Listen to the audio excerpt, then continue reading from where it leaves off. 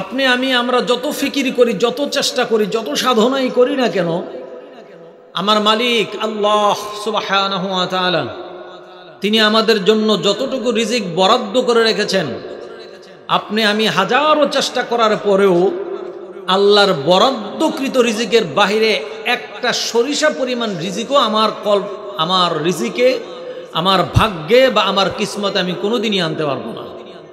কথা বলেন ঠিক কিনা ভাই? কারণ আল্লাহ পাক রব্বুল আলামিন আপনাকে আমাকে আমাদেরকে যখন সৃষ্টি করেছেন, যখন দুনিয়ায় পাঠাইছেন, দুনিয়ায় পাঠানোর পূর্বেই আপনার আমাদের রিজিক দুনিয়ার মধ্যে তিনি রিজার্ভ করে রেখে তারপরেই আমাদেরকে দুনিয়ায় পাঠাইছেন। বলেন সুবহানাল্লাহ।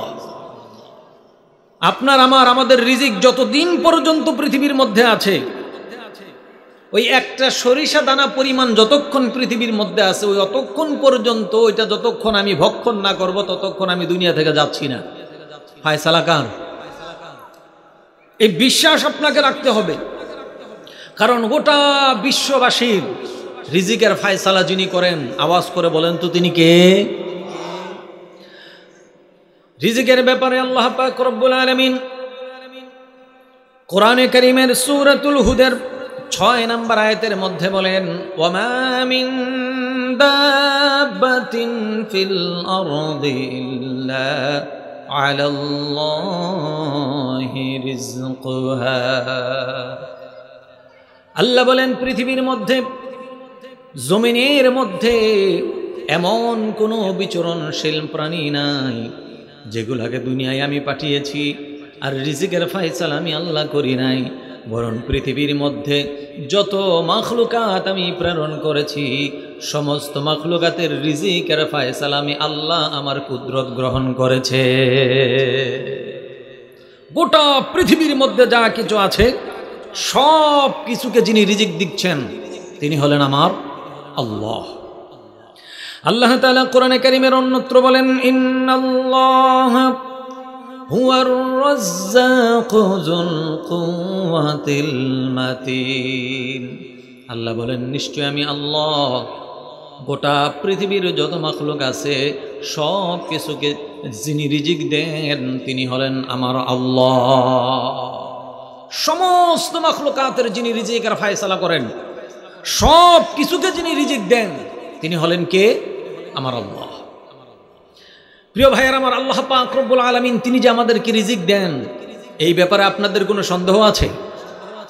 সূরা হুদের এই 6 নম্বর আয়াত, যে আয়াতটা একটু আগেই আমি আপনাদের খেদমতে তেলাওয়াত করালাম,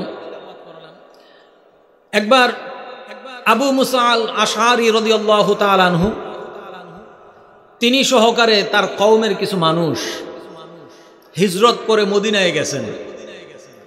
তো মদিনায় যখন হিজরত করে গিয়েছেন, যাওয়ার পর ওনাদের সাথে যেই খাদ্য ছিল, যেই পানীয় ছিল, সব ফুরিয়ে শেষ হয়ে গেছে। তো আবু মুসা আশআরী রাদিয়াল্লাহু তাআলা আনহু তিনি তাদের একজন প্রতিনিধি নিযুক্ত করে আল্লাহর রাসূল সাল্লাল্লাহু আলাইহি ওয়াসাল্লামের কাছে পাঠাইছেন যে যাও বিশ্বনবীর কাছে গিয়ে বলো, আমরা যে খাবার নিয়ে হিজরত করে এত দূর এসেছি মদিনায়, আমাদের সাথে যত পানীয় ছিল, যত খাদ্য ছিল, যত রিজিকের ব্যবস্থা ছিল, সবগুলাই ইতিমধ্যে শেষ হয়ে গেছে। আল্লাহর রাসূল যেন আমাদের জন্য কিছু খাদ্যের বন্দোবস্ত করে, এই খবরটা আল্লাহর নবীর কাছে গিয়ে জানাও।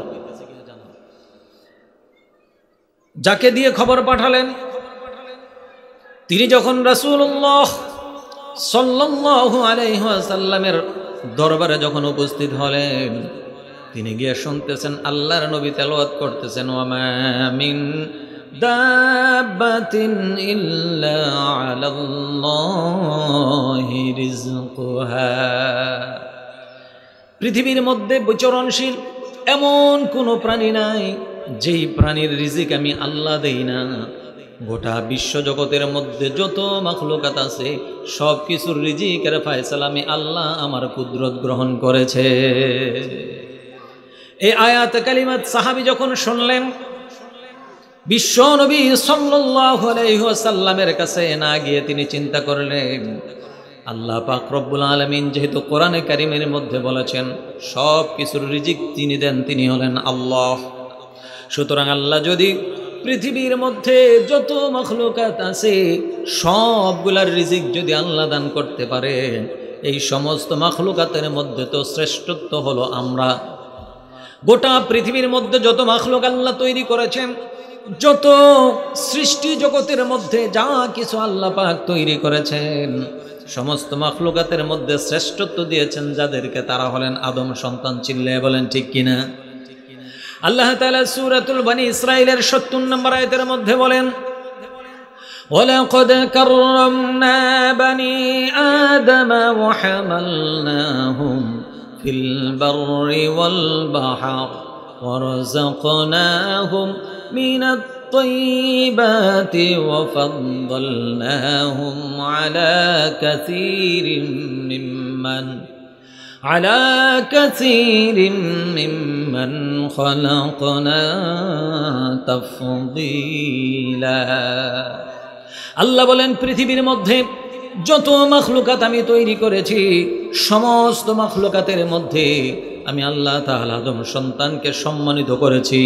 তোমাদেরকে পৃথিবীর মধ্যে চলার জন্যে, জলে এবং স্থলে তোমাদের জন্যে আমি আল্লাহ তাআলা বাহনের ব্যবস্থা করে দিয়েছি। আর পৃথিবীর মধ্যে জীবন আরোহণ করার জন্যে উত্তম রিজিকের ফয়সালা আমি আল্লাহ তাআলা দান করেছি। আর অসংখ্য অগণিত মাখলুকাতের মধ্যে আমি আল্লাহ পাক রব্বুল আলামিন তোমাদেরকে শ্রেষ্ঠত্ব দিয়েছি। বলেন সুবহানাল্লাহ। যে আল্লাহ পাক রব্বুল আলামিন গোটা বিশ্ববাসীর মধ্যে, গোটা পৃথিবীর মধ্যে যা কিছু তৈরি করেছেন, সমস্ত মাখলুকাতের মধ্যে তিনি শ্রেষ্ঠত্ব দান করেছেন কাদেরকে? আমাদেরকে। আল্লাহ তাআলা সূরা বনী ইসরাঈল স্পষ্ট ভাষায় তিনি বলে দিয়েছেন, ওয়ালাকাদ কাররামনা বনী আদম, যে হে আদম সন্তানেরা, আমি তোমাদেরকে শ্রেষ্ঠত্ব দান করেছি এবং আমার এই মহাবিশ্বের মধ্যে যত মাখলুকাত আমি তৈরি করেছি, সমস্ত মাখলুকাতের মধ্যে আমি তোমাদেরকে শ্রেষ্ঠত্বের আসনে বসিয়েছি। চিল্লায়ে বলেন সুবহানাল্লাহ।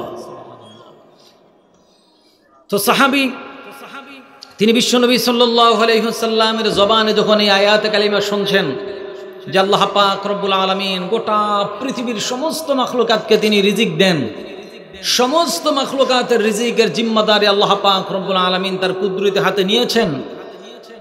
সুতরাং আমি তো মানুষ, আমি তো মাখলুকাতের মধ্যে সর্বশ্রেষ্ঠ, তো নিশ্চয়ই আমার আল্লাহ পাক রব্বুল আলামিন আমাদের রিজিকের ফয়সালাটাও তিনিই করবেন। চিল্লায়ে বলেন সুবহানাল্লাহ। তিনি রাসূলুল্লাহ সাল্লাল্লাহু আলাইহি ওয়াসাল্লামের কাছে কোনো কিছুই চাইলেন না, সোজা চলে গেলেন ওনার কওমের মানুষদের কাছে। আবু মুসা আশআরী রাদিয়াল্লাহু তাআলা আনহু থেকে শুরু করে ওখানে আরো যত সাহাবীরা আছেন, সেখানে আগে বলতেছেন যে তোমরা অপেক্ষা করো, অবশ্যই তোমাদের রিজিকের ব্যবস্থা হবে। সুবহানাল্লাহ। আপনারা কি কথা শুনতেছেন ভাই, না মনোযোগ হারায় গেছে? কি হলো ভাই, সাউন্ড ঠিক করেন। এখন সাহাবাই কেরাম তারা তো ভাবছেন যে তাকে আমরা রাসূলের কাছে পাঠিয়েছিলাম, নিশ্চয়ই রাসূলুল্লাহ সাল্লাল্লাহু আলাইহি সাল্লাম খাবার পাঠানোর ব্যাপারে তাকে আশ্বস্ত করেছেন, আর সেই পয়গাম বা সেই বাণীটাই সে আমাদেরকে শোনাচ্ছে।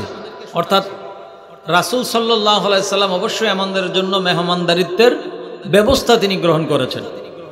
কিন্তু আসলে তো রাসূল সাল্লাল্লাহু আলাইহি সাল্লাম এই ব্যাপারে কোনো কিছু জানেই না। আপনাদের আসলে মনোযোগ যদি ওইদিকে থাকে তাহলে আমি আলোচনা বন্ধ করে দিয়ে রাখি, 5 মিনিট আপনারা দেখেন ওনারা কিভাবে আসছে, কিভাবে যাচ্ছে, এটা দেখেন। প্রধান মেহমান এখানে আসছেন, আপনাদেরকে 2-4 মিনিট 2-4টা অনুরোধ করেছেন, তো আপনাদের তো দায়িত্ব ওনার কথাটা শোনা। উনি বলেছেন আপনারা যেন মন দিয়ে কথাগুলো শোনেন, ওনার দিকে তাকায় থাকতে বলছে উনি। সাহাবাই কেরাম মনে মনে ভাবতেছেন যে তাকে যেহেতু পাঠাইছি রাসূলের কাছে, নিশ্চয়ই রাসূলুল্লাহ সাল্লাল্লাহু আলাইহি ওয়াসাল্লাম আমাদের জন্য খাবার পাঠাবেন। এবার বলেন তো দেখি, আসলে আল্লাহর নবী খাবার যে পাঠাবেন এই খবরটা কি রাসূল জানেন?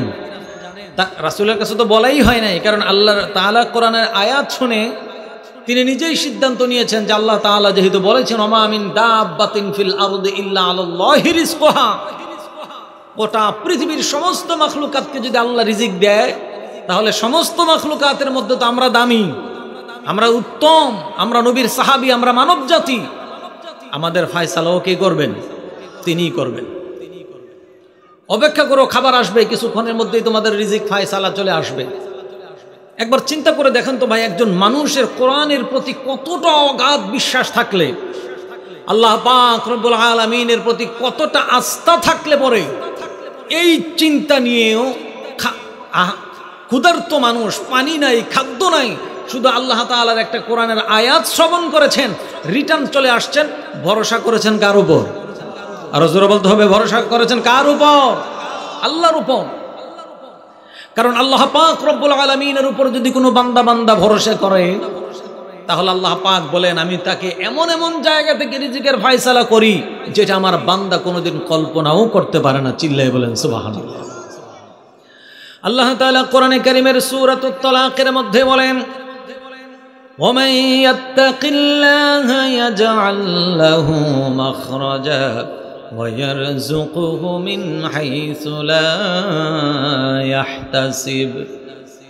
আল্লাহ বলেন, ও আমার গোলাম, তোমরা যদি আমি আল্লাহর উপর ভরসা করতে পারো, আমি আল্লাহ তাআলার প্রতি যদি অগাধ বিশ্বাস এবং আস্থা যদি তোমরা স্থাপন করতে পারো, আর আমি আল্লাহকে যদি ভয় করতে পারো, আমি আল্লাহ তাআলা এমন এমন জায়গা থেকে তোমাদের রিজিকের ফয়সালা করব যেটা তোমরা কোনোদিন চিন্তাও করতে পারবা না। বলেন সুবহানাল্লাহ।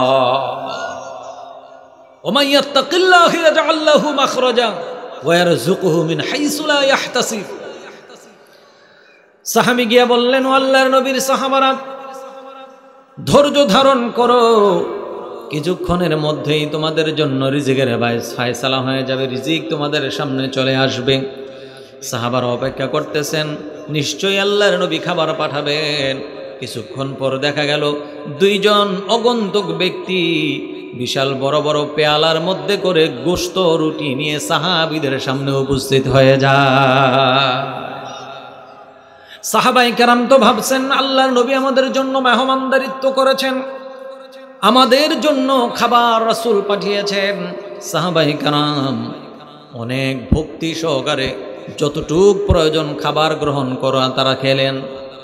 খাবারগুলা গ্রহণ করার পর যেই অবশিষ্ট খাবারগুলা তাদের রয়ে গেল, সাহাবারা চিন্তা করলেন আল্লাহর নবী যেহেতু আমাদেরকে মেহমানদারিত্বের ব্যবস্থা করেছেন, দায়িত্ব নিয়েছেন, অনেকগুলা খাবার পাঠিয়েছেন, আমরা যতটুকু প্রয়োজন ছিল প্রয়োজন অনুপাতে আমরা খাবারগুলা গ্রহণ করেছি, বাকি খাবারগুলো আমরা করব কি?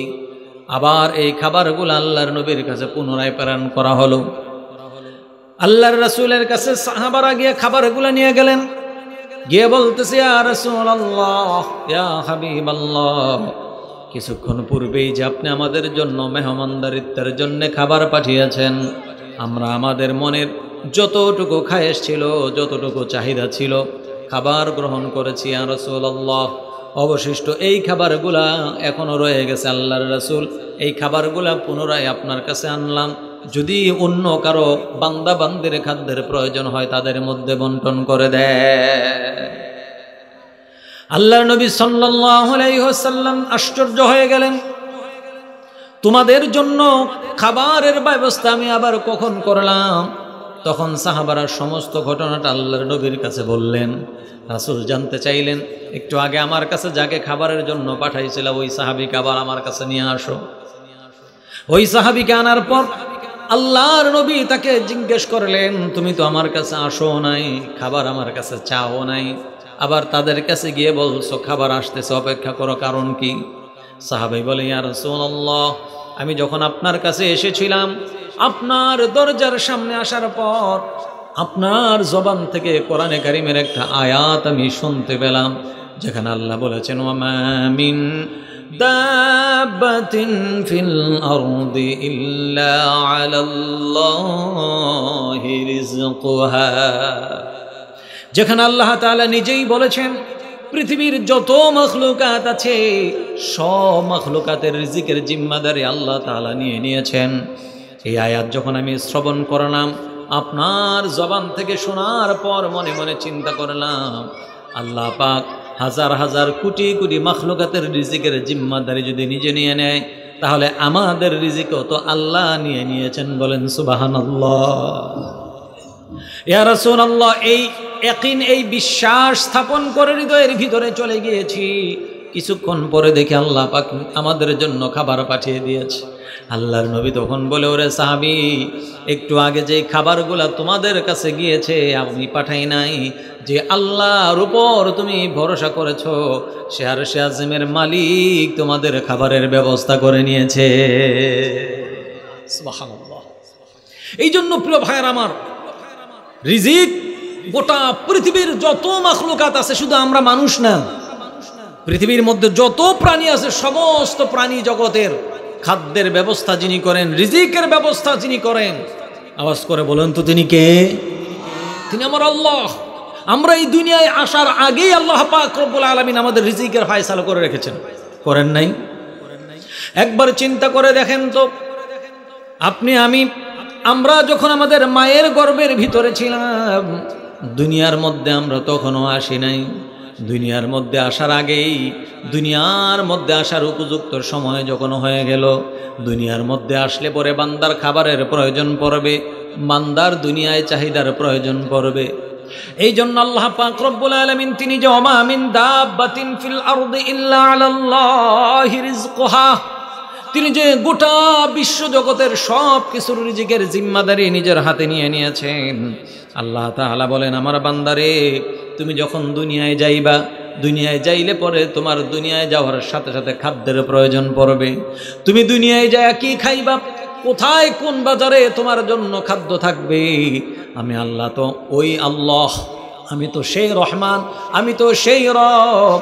তুমি দুনিয়ায় যাওয়ার আগেই তোমার মায়ের বুকের মধ্যে, তোমার মায়ের স্তনের মধ্যে তোমার জন্য পুষ্টিকর দুধ আমি গরম করে রিজার্ভ করে তোমার জন্য রেখে দিয়েছি রে বান্দা। আল্লাহ পাক আমরা দুনিয়ায় আসার আগেই আমাদের খাদ্যের ব্যবস্থা করে রেখেছেন, রাখেন নাই?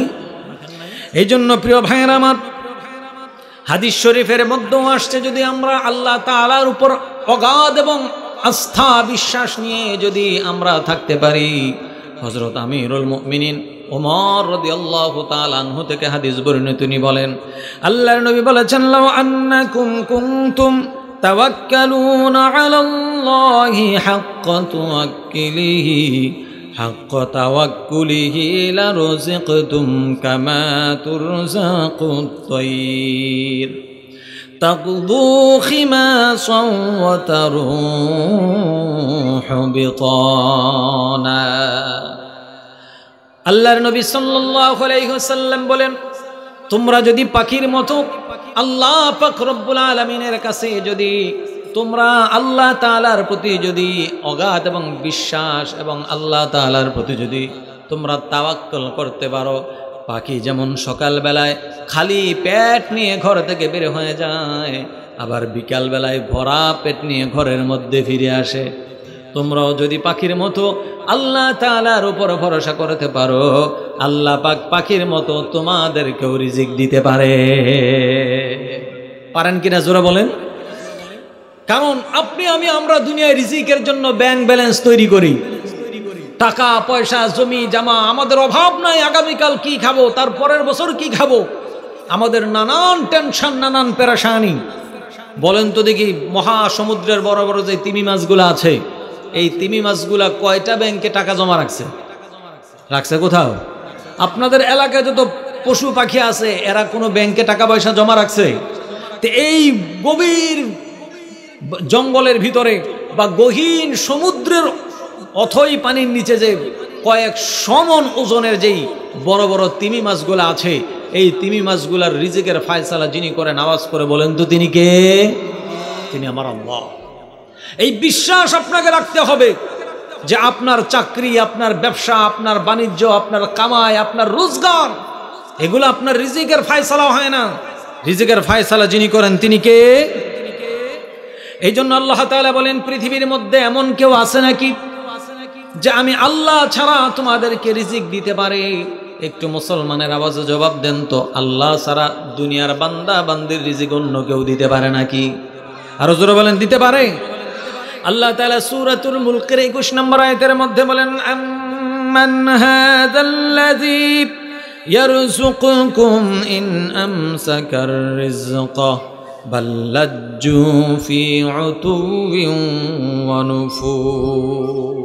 আল্লাহ বলেন, এমন কে আছে আমি ছাড়া তোমাদেরকে রিজিক দিতে পারে পৃথিবীর মধ্যে তো এমন কেউ নাই, বরং গোটা বিশ্ববাসী, গোটা বিশ্বের যত মাখলুকাত আছে সবগুলাকে রিজিক যিনি দেন তিনি হলেন আমার আল্লাহ। তিনি কে? তিনি আল্লাহ। এই আল্লাহ পাক রব্বুল আলামিন রিজিকের বন্টন করেন। কাকে কতটুক দেওয়া দরকার, কার জন্য কতটুক মুনাসেব, এটা আমার মালিক ভালো জানেন। এই জন্য আল্লাহ পাক কাউকে অঢেল রিজিকের মালিক বানাইয়ে দেয়, আবার কাউকে কম দেয়।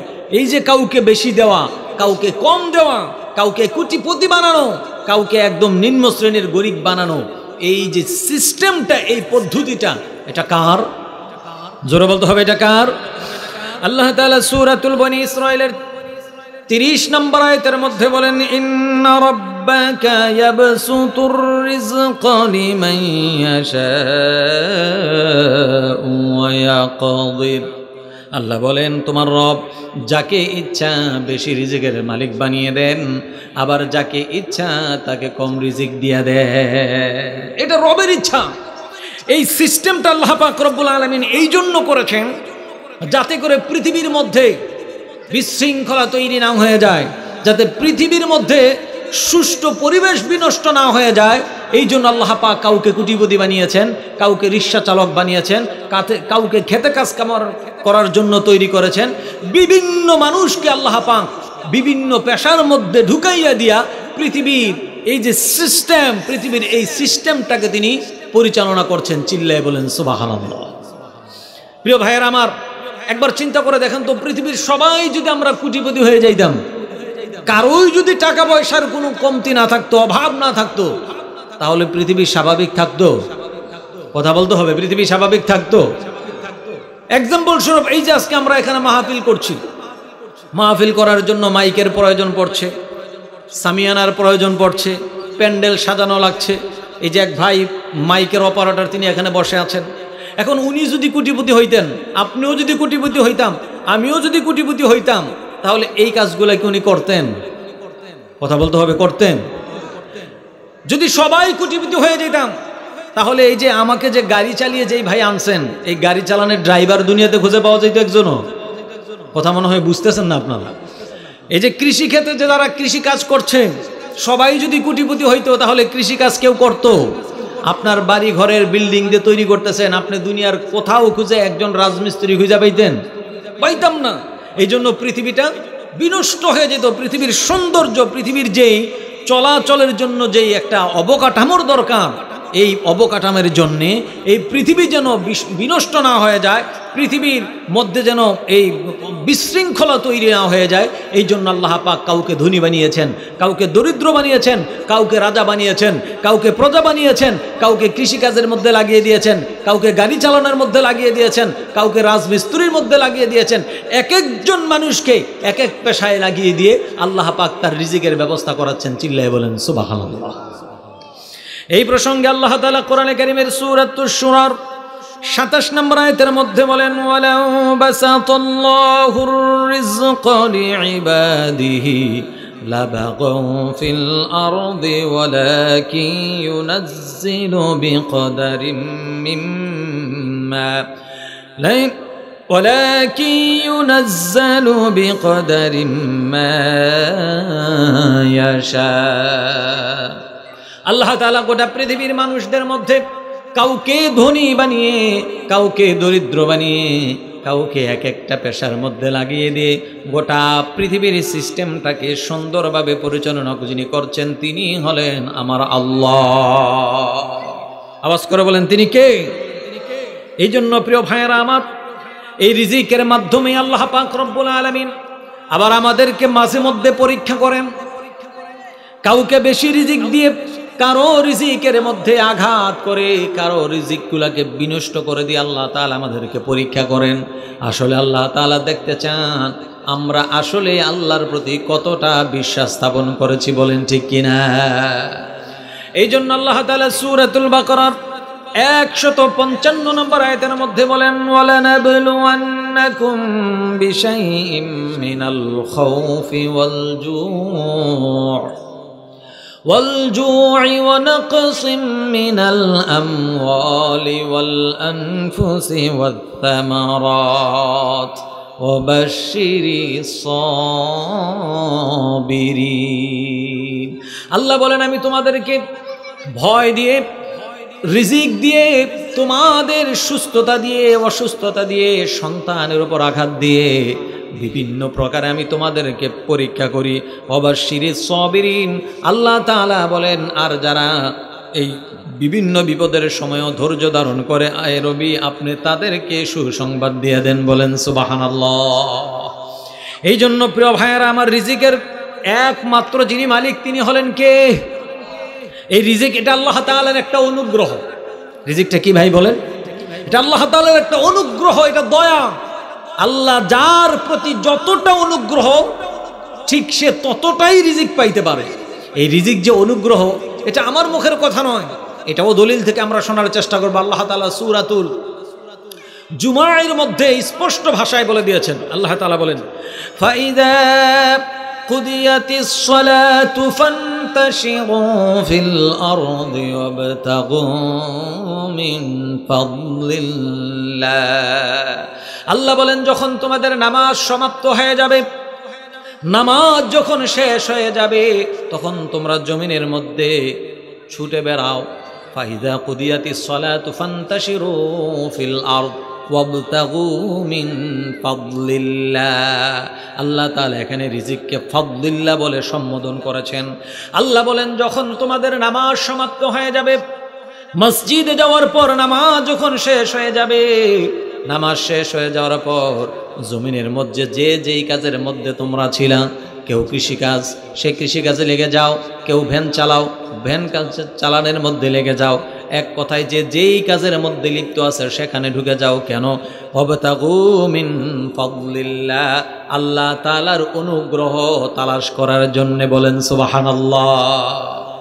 আল্লাহ তাআলার অনুগ্রহের জন্য তোমরা বিভিন্ন কাজে যে যেই কাজের মধ্যে ছিলা সেই কাজের মধ্যে তোমরা ঢুকে যাও। তার মানে আমরা বুঝতে পারলাম যে আমরা যে যেই কাজের মধ্যে আছি ওই কাজের মাধ্যমে যে রিজিকটা আমরা পাই এটা আল্লাহ তাআলার অনুগ্রহ ছাড়া আর কিছুই। এই জন্য প্রিয় ভাইয়েরা আমার, আল্লাহ পাক রব্বুল আলামিন এই যে গোটা বিশ্ব জগতের সমস্ত মাখলুকাতকে যিনি রিজিকের ফায়সালা করছেন, রিজিক দিচ্ছেন, তিনি হলেন আমার আল্লাহ। এই বিশ্বাস, এই অগাধ তাওয়াক্কুল যদি আমরা আল্লাহ তাআলার উপর করতে পারি তাহলে আল্লাহ পাক রব্বুল ইজ্জতুল জালাল আমাদেরকে রিজিকের ফায়সালা করতে পারেন না? আরো জোরে বলতে হবে, পারেন না? প্রিয় ভাইয়ের আমার, এই জন্যে সব সময় সদা সর্বদা যদি কোনো মুমিন মুত্তাকিন আল্লাহ পাক রব্বুল আলামিনের কাছে কোনো কিছু চায়, আমরা একবার চাইলে 1000 বার দেওয়ার জন্য যিনি প্রস্তুত তিনি কে? তোমাকে ডাকি যদি একবার আল্লাহ, আমাকে কাছে ডানো বারবার। কথা বলেন ঠিক কিনা? আমরা যদি আল্লাহ পাককে শুধু একবার ডাকি, আল্লাহ তাআলা বারবার আমাদেরকে তার কুদরতের কাছে টান দিয়ে নিয়ে যায়। চিল্লায় বলেন সুবহানাল্লাহ। এই জন্য আল্লাহ তাআলার কাছে চাইতে হবে, ডাকতে হবে আল্লাহ তাআলাকে। কোনো কিছুর প্রয়োজন যদি হয় দুনিয়ার মধ্যে, আপনার যা কিছুর প্রয়োজন যদি চাইতে হয় একজনের কাছে চাবো। আওয়াজ করে বলেন তো তিনি কে? এই জন্য আল্লাহ পাক বলেন, ও আমার বান্দা, আমি যেহেতু তোমাদের রিজিক দান করি, রিজিকের ফায়সালা সম্পূর্ণটাই যেহেতু আমি আল্লাহ তাআলার কাছে, পৃথিবীর কেউই যেহেতু তোমাদের রিজিক দিতে পারে না, সুতরাং আমার দেওয়া রিজিক যখন তোমরা ভক্ষণ করবা অবশ্যই অবশ্যই পুত পবিত্র হালাল রিজিক তোমরা ভক্ষণ করবা। আমার আলোচনার মূল পয়েন্ট আমি চলে আসছি, কারণ আলোচনার মূল বিষয়টা ছিল হারাম এবং হালাল, মনে আছে না? এই জন্য আল্লাহ তাআলা বলেন রিজিক যেহেতু আমি দেই, আমার জমিনে আমি আল্লাহর সন্তুষ্ট যদি অর্জন করতে চাও, হারাম কিন্তু খাওয়া যাবে না রে বান্দা। আল্লাহ তাআলা স্পষ্ট ভাষায় সূরাতুল বাকারার 168 নম্বর আয়াতের মধ্যে বলেন, ইয়া আইয়ুহান নাসু কুলু মিম্মা ফিল আরদি হালালান তাইয়্যিবা ওয়া লা তাত্তাবিউ খুতুওয়াতিশ শাইতান ইন্নাহু লাকুম আদুউম মুবিন। আল্লাহ তাআলা গোটা বিশ্ববাসীকে ডাক দিয়ে বলছেন, ইয়া আইয়ুহান নাস, ও পৃথিবীর মানুষেরা, কুলু মিম্মা ফিল আরদি হালালান তাইয়্যিবা, তোমরা যখন খাদ্য খাইবা, তোমরা যখন খাদ্য খাও, রিজিক যখন ভক্ষণ করো, হালালান তাইয়্যিবা, পূত পবিত্র এবং হালাল খাবার তোমরা অন্বেষণ করো। সুবহানাল্লাহ। হালাল খাও, পূত পবিত্র খাবার খাও। হালাল কোনটা? আল্লাহ পাক রব্বুল আলামিন আমাদেরকে যা হালাল করে দিয়েছেন, এই হালাল এবং হারামের মানদণ্ড দুইটা। একটা হারাম হলো আল্লাহ পাক রব্বুল আলামিন অকাট্য দলিলের ভিত্তিতে যেটা আমাদের জন্য হারাম করেছেন, সেটা হলো একটা হালাল হারাম। আর একটা হারাম হলো আমাদের কর্মের কারণে হারাম হয়। এই হলো দুই প্রকারের হারাম। হারাম কয় প্রকারের ভাই? একটু কথা বলতে হবে। একটা হলো অকাট্য দলিলের ভিত্তিতে, যেটা আল্লাহ পাক রব্বুল আলামিন নির্ধারণ করে দিয়েছেন হারাম। যেমন আমাদের জন্য শুকুরের গোশত খাওয়া কি?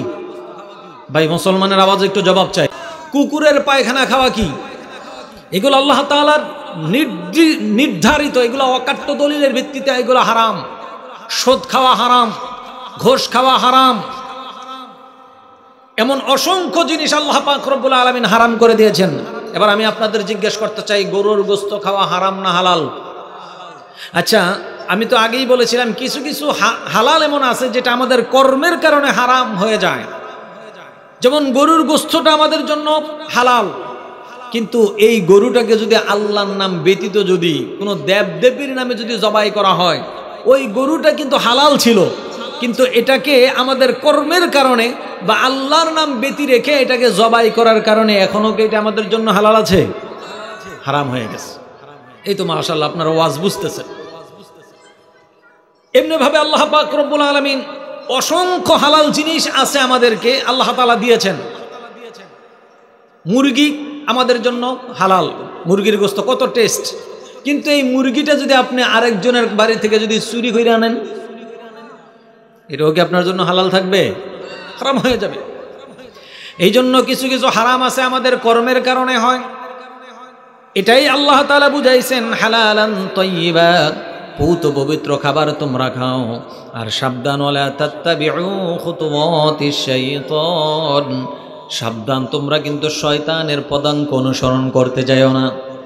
তার কারণ কি? আল্লাহ তাআলা হালালের সাথে শয়তানের কি সম্পর্ক এখানে জড়াই দিয়েছেন।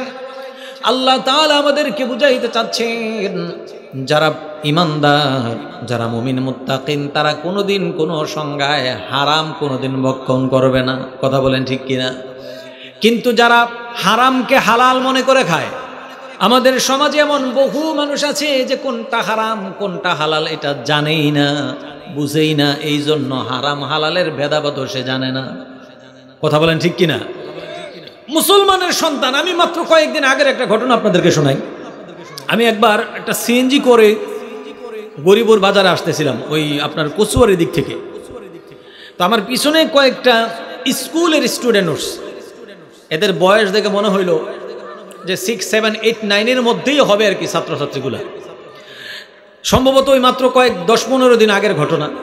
তখন মনে হয় যে স্কুলগুলোতে পরীক্ষা চলতেছিল, আমি একদম শিওর না, মনে হচ্ছে যে পরীক্ষা চলছিল।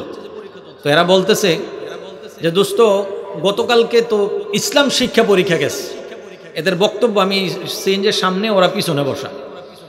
একজন আরেকজনকে বলতেছে যে সবগুলাই মোটামুটি ভালোই বুঝি, কিন্তু ইসলাম শিক্ষা সাবজেক্টটা বুঝি না। কোনটা বুঝে না? কথা কি আপনারা বুঝতেছেন? আমার ইসলাম শিক্ষা সাবজেক্টটা সে বুঝে না, অথচ মুসলমানের সন্তান।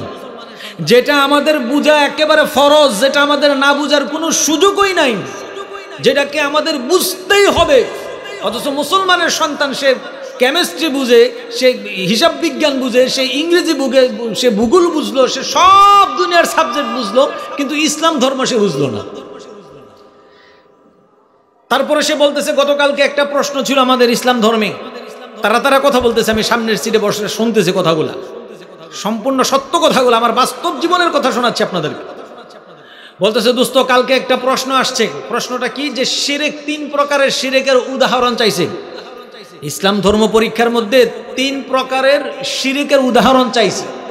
একজন বলতেছে আমি এটা দিতে পারি না, আরেকজন বলতেছে আমি দিছি কারণ একজন নকল আনছিল ওইটা দেখে দেখে দিছি। দেখেন শিরক এটা ইমানের সাথে সম্পর্কিত একটা বিষয়।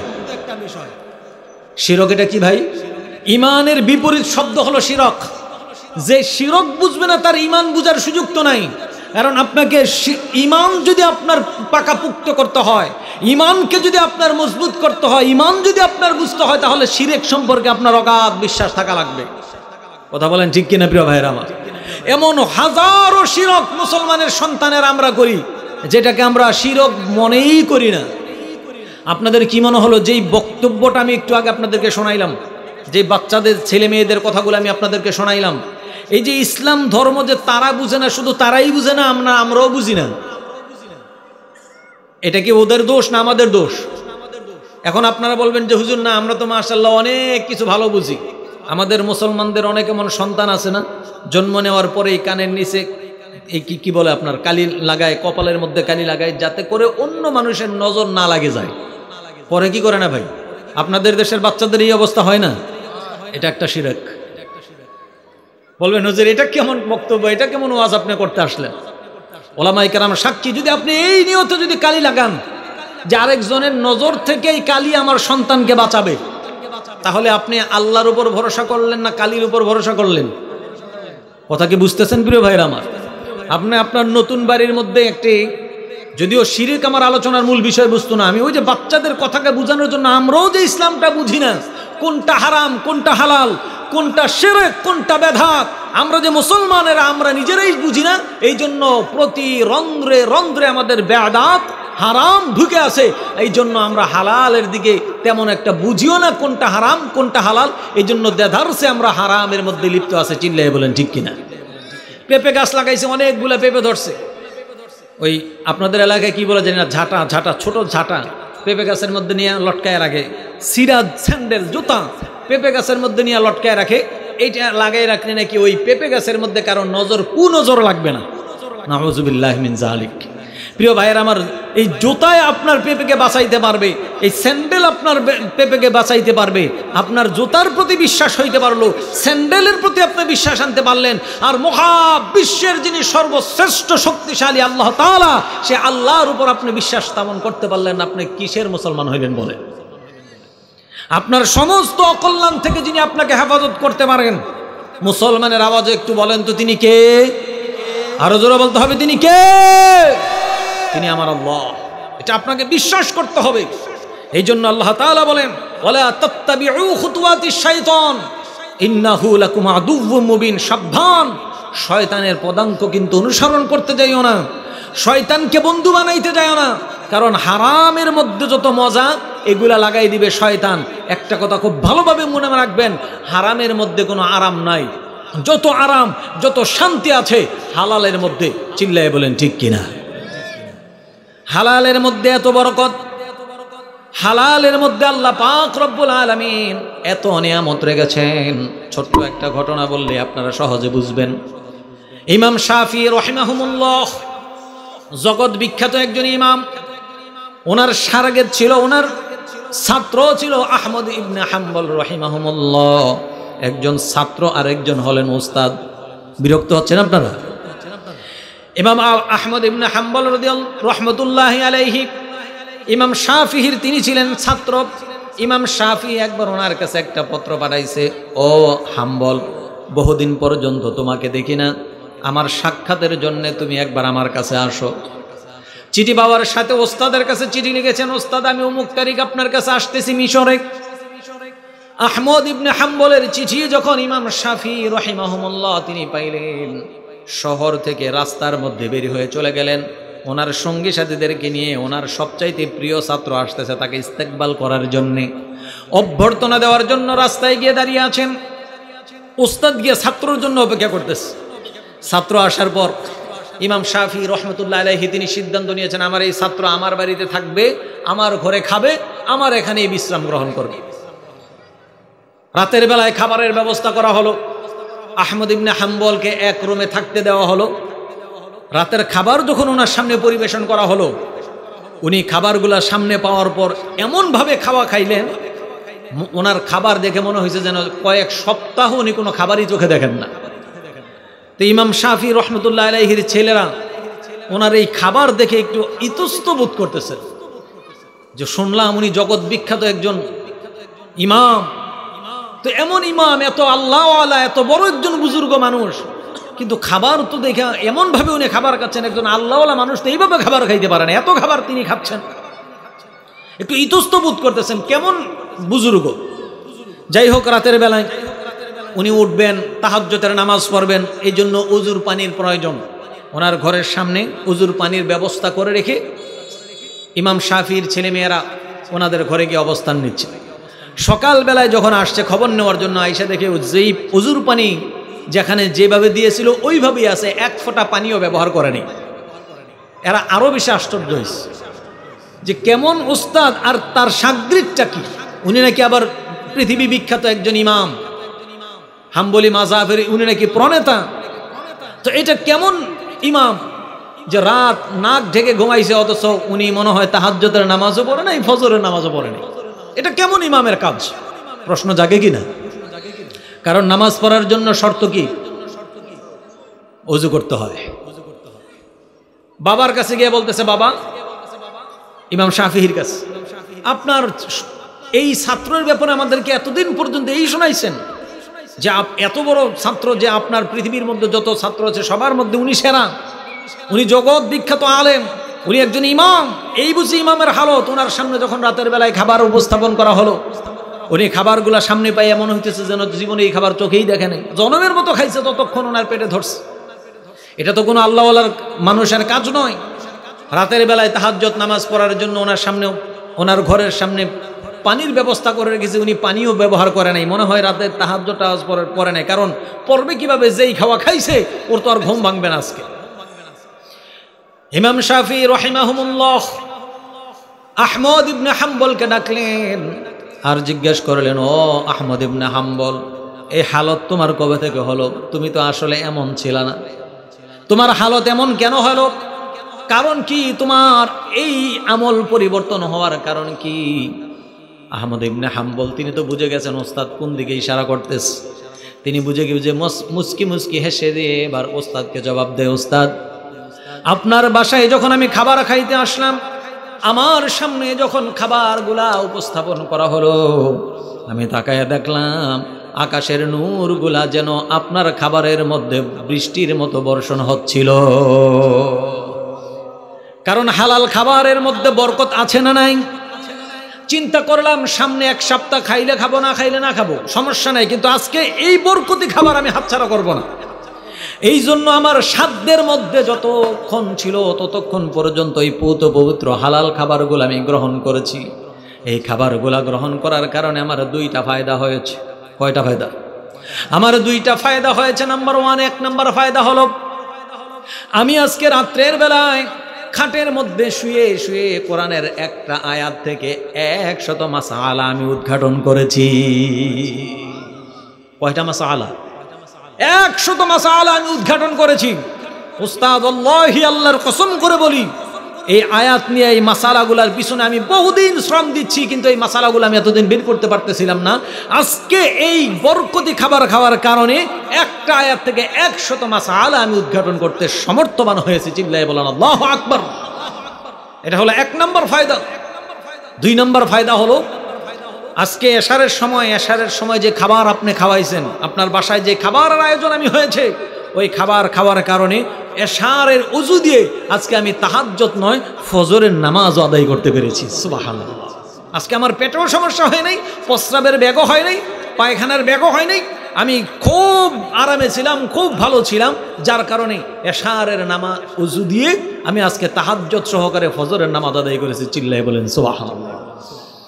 এই জন্য প্রিয় ভাইয়েরা আমার, হালালের মধ্যে বরকত, হারামের মধ্যে কখনো কি নাই? বরকত নাই। এই জন্য আমাদের সমাজেও কিছু মানুষ দেখবেন টাকা পয়সার কোনো অভাব নাই, হাজার হাজার কোটি টাকার মালিক, অথচ তার ঘরের মধ্যে কোনো শান্তি নেই, কোনো রহমত নাই, কোনো বরকত নাই, স্ত্রীর সাথে ভালো সম্পর্ক নাই, সন্তানদের সাথে ভালো সম্পর্ক নাই। মাঝে মধ্যে আমাদের কাছে আইসা বলে, হুজুর খুব পেরেশানির মধ্যে আছি, কি পেরেশানি, স্ত্রীকেও কথা শোনাইতে পারি না, মেয়েটাকেও কথা শোনাইতে পারি না, ছেলে তো কথা শোনেই না, ইয়াবা খায় বাবা খায়, এমন কোনো অপকর্ম নাই যে ছেলেটা করে না। কোনোভাবেই তাদেরকে আমি কন্ট্রোল করতে পারতেছি না। হুজুর দোয়া করেন যাতে এগুলোকে একটু কন্ট্রোল করতে পারি। মনে মনে চিন্তা করি, সারাটা বছর তুমি সুদের কারবারি করেছো, সারা বছর তুমি ঘোষের ব্যবসা করেছো, সারা বছর অন্যের হক জনমের মতো খাইছো আর সন্তানদেরকে খাওয়াইছো। তো যেই সন্তান সারা জীবন হারাম খাইছে, তো ওই সন্তান থেকে তুমি এর চাইতে ভালো কিছু আশা করো কিভাবে? কথা বলেন ঠিক কিনা? কারণ হারাম দিয়ে ঘটিত কোনো দেহের অঙ্গ প্রত্যঙ্গ কখনোই ওই দেহ কোনো ভালো চিন্তা, ওই মস্তিষ্ক কোনো ভালো চিন্তা তার ভিতরে আসবে না, যেহেতু তার পুরা দেহটাই হারাম দিয়ে গঠিত হয়েছে। চিল্লায় বলেন ঠিক কিনা? কারণ এই সন্তানটা আজকে যে কথা শুনছে না, এই সন্তানটা আজকে যে অবাধ্য হয়ে যাচ্ছে, তার একমাত্র কারণ তো তুমি নিজে। কথা বলেন ঠিক কিনা প্রিয় ভাইয়েরা আমার? এই জন্য প্রিয় ভাইয়েরা আমার, হালাল খাবারের প্রতি আল্লাহ তাআলা শুধু পৃথিবীর মানুষদেরকেই আদেশ করেন নাই, যুগে যুগে আল্লাহ তাআলা পৃথিবীর মধ্যে যত নবী রাসূল প্রেরণ করেছেন, সাইয়েদেনা আদম আলাইহিস সালাতু ওয়াস সালাম থেকে শুরু করে আমাদের নবী পর্যন্ত যত নবী দুনিয়ায় এসেছেন, সমস্ত নবীদেরকে আল্লাহ পাক হালাল খাবারের ব্যাপারে উৎসাহিত করেছে। আল্লাহ তাআলা কোরআনে কারীমের সূরাতুল মুমিনুনের 51 নম্বর আয়াতের মধ্যে বলেন, ইয়া আইয়ুহার রুসুলু কুলু মিনাত তাইয়্যিবাতি ওয়া'মালু সালিহা। আল্লাহ তাআলা শুধু একজন আর দুইজন নবীকে বলেন না, এখানে বহু বচন ইয়া আইয়ুহার রুসুলু ব্যবহার করেছেন। ও দুনিয়ার সমস্ত নবী রাসূলরা, কুলু মিনাত তাইয়্যিবাত, তোমরা সবাই পূত পবিত্র খাবার গ্রহণ করো, ওয়া'মালু সালিহা, এক নম্বরে বলেছেন আগে ভালো খাবার খাও, হালাল পূত পবিত্র খাবার খাও। 2 নম্বরে বলেছেন ওয়া'মালু সালিহা, এরপরে তোমরা ভালো কাজ করো। আগে ভালো কাজ করো, তারপরে ভালো খাবার খাও, এটা কিন্তু আল্লাহ বলেন নাই। কথাগুলো একটু বুঝার চেষ্টা করেন। আগে তুমি ভালো খাবার খাও, আগে হালাল রিজিক খাও, আগে হালাল খাও, পরে তুমি নামাজ পড়ো। আগে হালাল খাও, তারপরে যাকাত দাও। আগে হালাল খাও, তারপরে হজ করো, উমরা করো, দুনিয়ার সমস্ত কাজ করো, তাইলে তোমার ওই আমল কাজে আসবে। তুমি যদি হারামের মধ্যে থাকো, যদি কিয়ামত পর্যন্ত সেজদায় পড়ে থাকো, আর সারা জীবন যদি সুদি কারবার করো, সারা জীবন যদি ঘুষের টাকা নিয়ে তুমি বড় হয়ে থাকো, অন্যের হক যদি তুমি খেয়ে থাকো, তাহলে তোমার এই নামাজ, তোমার এই বন্দেগী, তোমার এই ইবাদত দিয়ে তুমি আমি আল্লাহকে সন্তুষ্ট করতে পারবা না। কথা কার? কথা বলতে হবে, কথা কার? এই জন্য প্রিয় ভাইয়েরা আমার, হালাল অন্বেষণ করা এটাও একটা ফরজ ইবাদত। নামাজ পড়া যেমন ফরজ, রোজা রাখা যেমন ফরজ, পৃথিবীর মধ্যে আনুষঙ্গিক আরো যত ফরজ ইবাদত আছে, আল্লাহর নবী সাল্লাল্লাহু আলাইহি ওয়াসাল্লাম হাদিসের মধ্যে বলেছেন, তলাবুল কাসবিল হালালি ফারিদাতুম বা'দাল ফারিদা। আল্লাহর রাসূল বলেছেন, ও আমার উম্মতেরা শোনো শোনো, তলাবুল কাসবিল হালালি ফারিদাতুম বা'দাল ফারিদা, অন্যান্য ফরজ ইবাদত অন্বেষণ করার মতো ফরজ ইবাদতের মতো গুরুত্বপূর্ণ একটা ইবাদত হলো হালাল রিজিক অন্বেষণ করা। বলেন সুবহানাল্লাহ। তলাবুল কাসবিল হালালি ফারিদাতুম বা'দাল ফারিদা, হালাল অন্বেষণ করাটা একটা ফরজের ইবাদতের সমতুল্য সওয়াব। সুবহানাল্লাহ বলতে ইচ্ছা করলো না? কারণ আপনি যখন হারাম থেকে বেঁচে থাকবেন, হারাম থেকে বেঁচে থাকার মানেই হলো ফরজ ইবাদতের সমান সওয়াব অর্জন করা। উদাহরণ না দিলে বুঝবেন না, একটা উদাহরণ দিলে সহজে বুঝে আসবে। যারা বিবাহিত আছি আমরা, রাসূল সাল্লাল্লাহু আলাইহি ওয়াসাল্লাম বলেছেন, কোন স্বামী যদি মহাব্বত করে তার স্ত্রীকে, আমি ব্যাখ্যা বিশ্লেষণ করার দরকার নেই, আপনারা বুঝবেন, যদি তাকে আদর সোহাগ ভালোবাসা দেয়, আল্লাহ নবী সাল্লাল্লাহু আলাইহি ওয়াসাল্লাম বলেন, সদকা করলে পরে যেই সওয়াব হয়, ওই সওয়াব আল্লাহ পাক রব্বুল আলামিন তার স্ত্রীকে ভালোবাসা দেওয়ার কারণে, স্ত্রীকে মহাব্বত প্রেম দেওয়ার কারণে আল্লাহ পাক তার আমল নামায় উঠাইয়া দেয়। সুবহানাল্লাহ। তারপরে বলতে ইচ্ছা করলো না আপনাদের?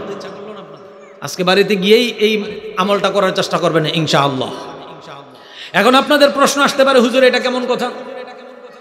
একজন স্বামী একজন স্ত্রীকে মহাব্বত করবে, ভালোবাসবে, এটা কাম বাসনা, এটা তো তার জৈবিক চাহিদা মিটাইল সে। এখন এই জৈবিক চাহিদার সাথে আল্লাহর আমলের সম্পর্কটা কি? আমি আমার জৈবিক চাহিদা আমি আমার স্ত্রীর মাধ্যমে মিটাবো, এই জন্য আল্লাহ পাক রব্বুল আলামিন সদগার জারিয়া সদগার সওয়াব আমার আমল নামায় উঠাই দিবেন। তার কারণ কি? তার কারণ হলো আল্লাহর রাসূল বলেন, সাহাবারাও এই প্রশ্ন করছিল। আল্লাহর রাসূল তখন সাহাবাদেরকে বললেন, ওরে সাহাবারা শোনো, একজন স্বামী তার স্ত্রীকে মহাব্বত যখন করবে, এই মহাব্বত করার কারণে এই স্ত্রী যদি তার না থাকতো, তাহলে এই মহাব্বতটা বা এই লালসাটা বা এই চাহিদাটা, জৈবিক চাহিদাটা সে অন্য একজন নারীর সাথে গিয়ে মিটাইত। কথা বুঝতেছেন? আর অন্য একজন নারীর কাছে যদি গিয়ে তার এই জৈবিক চাহিদা মিটাইতো, তখন তার আমল নামায় আল্লাহ পাক হারামের গুনাহ উঠাই দিতেন। উঠাইতেন কিনা? এখন যেহেতু সে অন্য নারীর কাছে যায় নাই, তার হালাল স্ত্রী ঘরে আছে, নিজের স্ত্রীর কাছে যেহেতু সে গিয়েছে, ওই হারাম থেকে যেহেতু সে বাঁচতে পেরেছে, এই জন্য হারাম থেকে বেঁচে থাকার কারণে আল্লাহ পাক তার আমল নামায় ফরজ আমল করলে পরে যেই সওয়াব, সেই সমপরিমাণ সওয়াব তার আমল নামে উঠাই দিয়েছে। সুবহানাল্লাহ বলতে ইচ্ছা করলো না প্রিয় ভাইরা আমার?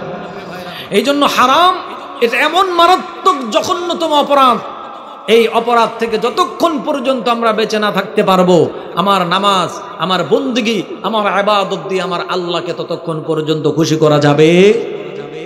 আজকে গোটা পৃথিবীর মুসলমানদের ইমানের হালতটা একটু দেখেন তো ভাই। আমাদের ইমান আর সাহাবাই কেরামের ইমানের দিকে একটু দেখেন। সাহাবাই কেরাম মাত্র 10 জন থাকলেও 10,000-এর সামনে গিয়ে মোকাবেলা করতেও ভয় করেন নাই। আর গোটা পৃথিবীর 200 কোটি মুসলমান, এত মুসলমান থাকার পরেও আমরা কাফের মুশরিকদের বিরুদ্ধে হুঙ্কার দিতে আমাদের কলিজার মধ্যে কম্পন তৈরি হয়ে যায়।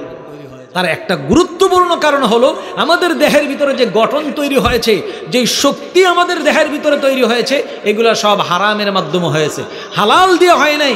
এই জন্য আমাদের ইমানের তেজও নাই, আমাদের সাহসেরও সেরকম পরীক্ষা আমরা দিতে পারি না। একটা উদাহরণ দিলে আপনাদের সহজে বুঝে আসবে। আফগানিস্তানের দোস্ত মুহাম্মদ রহমতুল্লাহ আলাইহি নামক একজন বাদশা ছিল। ওনার যুবরাজ ছেলেকে উনি রাজ্যের একদম এক প্রান্তে কাফের মুশরিকদের বিরুদ্ধে জিহাদ করার জন্য ওখানে তিনি সংগ্রামের জন্য পাঠিয়ে দিয়েছেন। ওখান থেকে কিছুদিন পর খবর আসলো রাজদরবারে যে রাজার ছেলে অর্থাৎ রাজকুমার, তিনি শত্রুদের ভয়ে পলায়ন করে তিনি এই রাজ্যের দিকে তিনি প্রত্যাবর্তন করেছেন। এই খবর শোনার পর দোস্ত মুহাম্মদ রহমতুল্লাহ আলাইহি তিনি তার বিবির কাছে গেলেন। বিবিকে গিয়ে বললেন, আমাদের সন্তান কাপুরুষের পরিচয় দিয়ে কাফের মুশরিকদের সাথে লড়াই না করে সে নাকি আমাদের শহরের দিকে চলে আসতেছে, আমাদের রাজধানীর দিকে চলে আসতেছে। বিবির কাছে যখন এই কথা বলল, বিবি বলতেছে, অসম্ভব। যেই সংবাদ আমার সন্তানের ব্যাপারে আমার কাছে আনা হয়েছে, আমি কখনোই এই সংবাদটাকে বিশ্বাস করবেন, এটা হতেই পারে না। আমার এমন সন্তান আমি জন্ম দেই নাই, এমন সন্তানকে আমি আমার বুকের দুধ খাওয়াই নাই, যেই সন্তান কাফেরদেরকে ভয় করে কাপুরুষের মতো পলায়ন করবে, এটা আমি কোনোদিন মানতেই পারি না। কিছুক্ষণ পর আবার রাজদরবারে খবর এলো যে আসলে যেই খবরটা একটু আগে এসেছিল ওই খবরটা ছিল ভুল। রাজদরবারের এই রাজার ছেলে, এই যুবরাজ যুদ্ধের মধ্যে বিজয় লাভ করে বীর সেজে তিনি আবার তার দেশের মধ্যে প্রত্যাবর্তন করতেছেন। চিল্লায় বলেন সুবহানাল্লাহ।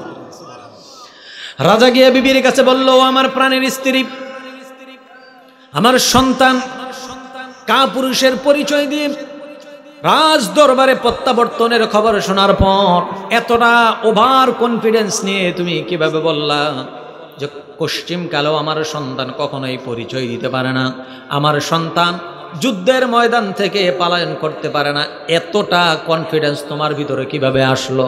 একটু বলো তো দেখি। মহিলা জবাব দিচ্ছে, প্রাণের স্বামী, আমার সন্তান আমার গর্ভে যেদিন থেকে এসেছে সেই দিন থেকে শুরু করে আমার সন্তান প্রসব করা পর্যন্ত হারাম তো দূরের কথা, সন্দেহজনক কোনো জিনিসও আমি কোনোদিন ভক্ষণ করি নাই। হারাম তো বহু দূরের কথা, সন্দেহ হয় এমন কোনো কিছু আমি কোনোদিন খাই নাই। আমার সন্তান আজ এই পর্যন্ত যুবক হয়েছে, তিলে তিলে আমি তাকে বড় করেছি, আমি কোনোদিন তার মুখে হারাম খাদ্য তুলে দেই নাই, সারাটা জীবন তাকে হালালের মধ্যে রেখেছিলাম। সুতরাং হালাল যেই সন্তানকে আমি খাইয়েছি, আমার এই বিশ্বাস আছে আমার ছেলে কোনোদিন কাপুরুষের পরিচয় দিতে পারে না। সুবহানাল্লাহ বলতে ইচ্ছা করলো না আপনাদের? যেই ছেলে কোনোদিন হারাম খায় নাই সে কাপুরুষ কেন হবে? আমরা আজকে কাপুরুষ কেন হয়ে যাচ্ছি? তার কারণ হলো আমাদের ভিতরে কি নাই? আমরা হারামের মধ্যে হাবুডুবু কাঁপছি। আমাদের সমাজে রন্ধ্রে রন্ধ্রে হারাম ঢুকে গেছে। সুদ, ঘুষ, এমন কোনো হারাম নাই যেটা আমাদের মধ্যে নাই। চিল্লায়ে বলেন ঠিক কিনা? এই জন্য প্রিয় ভাইয়েরা আমার, আল্লাহর নবী সাল্লাল্লাহু আলাইহি ওয়াসাল্লাম বলেছেন, হারাম দিয়ে গঠিত যেই দেহ, সেই দেহ কোনোদিন আল্লাহর জান্নাতে যাবে না। ওই দেহটা জাহান্নামের জন্যই যথেষ্ট। বলেন নাউযুবিল্লাহ। রাসূল বলেছেন, লা ইয়াদখুলুল জান্নাতা লাহমুন নাবাতা মিনাস সুহদি ওয়া কুল্লু লাহমিন নাবাতা মিনাস সুহদি কানাতিন নারু আওলা বি।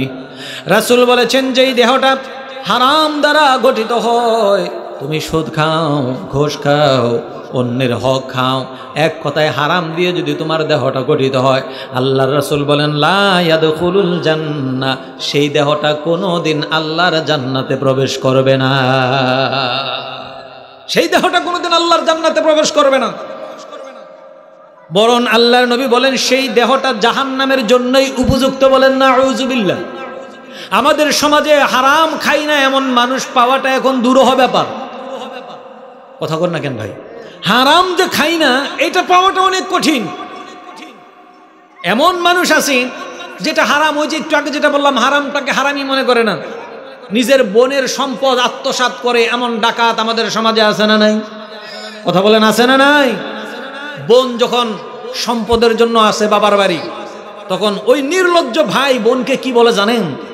বলে, বোন তুমি সম্পদের জন্য আসছো, ভাগ বাটোয়ারার জন্য আসছো, ভাইয়ের সাথে বুঝি আর সম্পর্ক রাখবা না? কি বলে? ভাইয়ের সাথে সম্পর্ক রাখবা না, আজকেই সব শেষ, বিচ্ছিন্ন করে দিবা সম্পর্ক। কত বড় নাদান, কত বড় ডাকাত হইলে পরে ওই বোনের নিজের সম্পদ, তুমি যেই বাবার ঘরে জন্ম নিয়ে দুনিয়াতে এসেছো, তোমার বোন তো সেই বাবারই ঔরসজাত সন্তান। আল্লাহ পাক তার জন্য নির্ধারণ করেই রেখেছে, ওটা তার হক। অথচ তুমি তার বোনকে, তোমার বোনকে কি বলছো? বোন আর বুঝি সম্পর্ক রাখবে না? না, এটা মনে হয় আপনাদের এই হোমনাতে হয় না। এই ঝামেলা এখানেও আছে। শুধু এখানে নয়, সারা বাংলাদেশের এই একই হালত। ফুফুর সম্পদ আত্মসাৎ করে, চাচার সম্পদ আত্মসাৎ করে, নিজের আপর বোনের সম্পদ আত্মসাৎ করে। বোন যদি সম্পদের জন্য আসে, বলে ভাই বোনের সম্পর্ক বোন আজকেই শেষ করে দিবে। কত বড় ডাকাত! আল্লাহ তাআলা বলেন, আল্লাহর রাসূল বলেন, লা ইয়াদখুলুল জান্নাহ, এই দেহগুলা কোনোদিন আল্লাহর জান্নাতে প্রবেশ করবে না। চিল্লায়ে বলেন ঠিক কিনা? এই জন্য প্রিয় ভাইয়েরা আমার, এই হারামের যদি বর্ণনা আমি দিতে যাই অনেক লম্বা হয়ে যাবে। হারামের মধ্যে অত্যন্ত গুরুত্বপূর্ণ একটা হারাম আমাদের সমাজের মধ্যে, সেটা হলো ঘুষ। আমাদের সমাজে হারামের মধ্যে অনেকগুলা বিষয় আছে, তার মধ্যে গুরুত্বপূর্ণ একটা হলো সুদ। আপনাদের এলাকার সুদিয়া ব্যবসা আছে না নাই? প্রিয় ভাইয়েরা আমার, আল্লাহ পাক সুদ ব্যাপারে কোরআনে কারিমের সূরাতুল বাকারার 278 নম্বর আয়াতের মধ্যে বলেন, ইয়া আইয়ুহাল্লাযীনা আমানুত্তাকুল্লাহা ওয়া যারু মা বাকিয়া মিনার রিবা ইন কুনতুম মুমিনিন। আল্লাহ তাআলা ঈমানদারদেরকে ডাক দিয়ে বলছেন, ও আমার ঈমানদার বান্দা বান্দিরা, ইয়া আইয়ুহাল্লাযীনা আমানুত্তাকুল্লাহ, ও ঈমানদাররা, তোমরা যারা নিজেদেরকে ঈমানদার বলে দাবি করো, আমানুত্তাকুল্লাহ ওয়া যারু মা বাকিয়া মিনার রিবা, তাহলে তোমরা সুদী যত কর্মকাণ্ড আছে সবগুলা ছেড়ে দাও। প্রিয় ভাইয়েরা আমার, ইয়া আইয়ুহাল্লাযীনা আমানুত্তাকুল্লাহ আল্লাহ বলেছেন। আগে বলেছেন যদি তোমরা ঈমানদার হও, 2 নম্বরে বলেছেন যদি আমি আল্লাহকে ভয় করো তাহলে সুদের কারবার ছেড়ে দাও। এখন আমাদের সমাজে এমন বহু মানুষ আছে যারা সুদী কারবারের মধ্যে লিপ্ত আছে। আছে না নাই? জোরে বলেন। তাহলে কি তুমি আল্লাহকে ভয় করছো? তুমি তো আল্লাহকে ভয় করো নাই, বরং তুমি আল্লাহকে বিদ্রাঙ্গুলি দেখিয়েছো। কারণ তুমি যদি আল্লাহকে ভয় করতা তাহলে তো তুমি সুদী কারবার করতে পারতা না। কথা বলেন ঠিক কিনা? অথচ সুদের গুনাহ এত মারাত্মক। আল্লাহ নবী সাল্লাল্লাহু আলাইহি ওয়াসাল্লাম বলেন, আর রিবা 70 জুজআন আইসারহা আইয়ানকিহার রাজুলু উম্মা। আল্লাহর নবী বলেন, সুদের 70টার অধিক গুনাহ রয়েছে। তার মধ্যে সর্বনিম্ন গুনাহ হলো নিজের আপন মায়ের সাথে জিনা করে। বলেন নাউযুবিল্লাহ। পৃথিবীর মধ্যে এমন কোন সন্তান আপনি খুঁজে পাবেন না যে নিজের মায়ের সাথে জিনা ব্যভিচার করতে পারে। আছে নাকি? কথা বলেন না কেন, আছে? যদি আপনাদেরকে বলি আজকের এই মাহফিলের যারা আয়োজন করেছেন কুকুরের মাংস রান্না করেছে, আপনাদের তাবারকের ব্যবস্থা আছে নামাজের পরে, আর বয়ানের পরে প্রধান আলোচক চলে এসেছেন, প্রধান মেহমান চলে এসেছেন, উনি মুনাজাত করবেন, তারপরে তাবারক আছে আপনাদের জন্য কুকুরের গোস্ত দিয়ে আয়োজন। সবাই বসবেন তো নেওয়ার জন্য? কথা বলতে হবে, নিবেন কেউ? কেন নিবেন না? মাশাআল্লাহ মাশাআল্লাহ। হারাম। আপনি কত সহজে আপনারা বলে দিয়েছেন হারাম, কারণ কুকুরের মাংস আমাদের জন্য কি হারাম। কিন্তু এই মানুষগুলাই আবার নিজের বোনের সম্পদ খায়, এই মানুষগুলো আবার সুদে টাকা লাগায়, এই মানুষগুলো আবার ঘষে টাকা লাগায়, আছে না নাই? প্রিয় ভাইয়ের আমার, 1 মিনিট শেষ করে দিছি, হুজুর চলে আসছে। আল্লাহর রাসূল বলেছেন 70টা অধিক গুনাহ রয়েছে সুদের, তার মধ্যে সর্বনিম্ন গুনাহটা হলো নিজের আপন মায়ের সাথে ব্যভিচারে লিপ্ত হওয়া। জলে বলেন নাউযুবিল্লাহ। এটা যদি সর্বনিম্নটা হয় তাহলে সর্বোত্তমটা কোনটা, মারাত্মক গুনাহ কোনটা, সেটা আল্লাহ তাআলা কোরআনে বলেছেন। আল্লাহ বলেন ফাইল্লাম তাফআলু ফাযনু বিহারবিম মিনাল্লাহি ওয়া রাসূলি। সর্বনিম্ন গুনাহ হলো নিজের মায়ের সাথে জিনা ব্যভিচার করা, আর সর্বশ্রেষ্ঠ গুনাহ হলো আল্লাহ এবং আল্লাহর রাসূলের সাথে যুদ্ধ ঘোষণা করা। বলেন নাউযুবিল্লাহ। এই জন্য তাফসীরের কিতাবের মধ্যে এসেছে, মুফাসসিরিনে কেরাম বলেন, বিশেষ করে তাফসীর ইবনে কাসিরের মধ্যে স্পষ্ট ভাষায় লেখা আছে, তিনি বলেছেন যে আয়াতের ব্যাখ্যায় তিনি লিখেছেন রাষ্ট্রের সরকারের দায়িত্ব হলো যারা সুদী কারবার আছে তাদেরকে সর্বপ্রথম তওবা করানো। তওবা করার পর যদি সে ফিরে আসে তাহলে তো আলহামদুলিল্লাহ। তওবা করার পরেও যদি কোনো সুদী কারবারি যদি সুদ ছেড়ে না দেয় তাহলে ইসলামী সরকারের দায়িত্ব হলো তার দেহ থেকে কল্লাটাকে আলাদা করে দেওয়া। কারণ ফাইল্লাম তাফআলু ফাযনু বিহারবিন মিনাল্লাহি ওয়া রাসূলি, যে আল্লাহ এবং আল্লাহর রাসূলের সাথে যুদ্ধ ঘোষণা করতে পারে সে কোনোদিন কোনো সংজ্ঞায় মুসলমান থাকতে পারে না, সে মুরতাদ হয়ে যায়। আর একজন মুরতাদের শাস্তি হলো তাকে প্রাণদণ্ড দিয়ে দেওয়া। কথা বলেন ঠিক কিনা?